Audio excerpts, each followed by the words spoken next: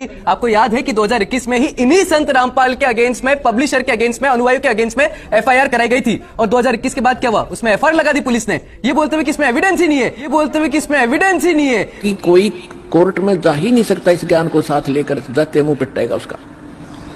और वो बकवाद कोई करता रहो, तुझे धमकाता रहो तो बंद करेगा तो तेरे कर्म फूटेंगे। क्योंकि आज दो किताबें मेरे पास हैं, एक किताब है अंध भक्ति श्रद्धा खतरा ए जान, और दूसरी मेरे पास है ज्ञान गंगा। दोनों में समानता क्या है?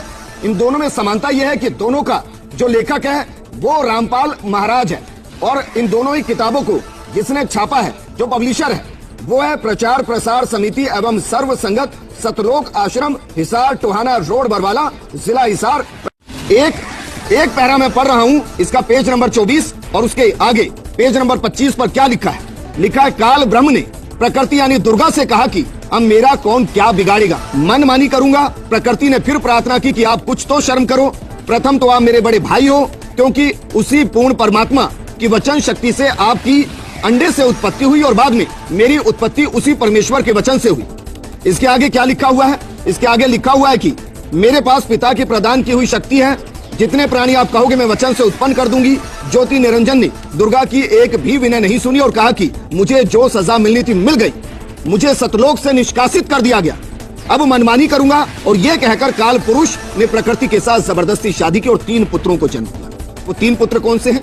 वो 3 पुत्र हैं ब्रह्मा जी, विष्णु जी और शंकर जी की उत्पत्ति। आगे क्या लिखा है? जवान होने तक तीनों पुत्रों को दुर्गा के द्वारा अचेत करवा दिया गया और फिर युवा होने पर श्री ब्रह्मा जी को कमल के फूल पर, विष्णु जी को शेषनाग की शैया पर और शिव जी को कैलाश पर्वत पर सचेत करके इकट्ठा कर दिया। पूरे चरणों पर यही चलेगा और चलाओगे कि उसने कौन सुनेगा बकवादों का? तो दिन उसकी इंतजार है, वो आएगा अवश्य। इस मोक्ष मार्ग को से कोई परिचित नहीं है और ना ब्रह्मा विष्णु महेश की सतीथि से परिचित है।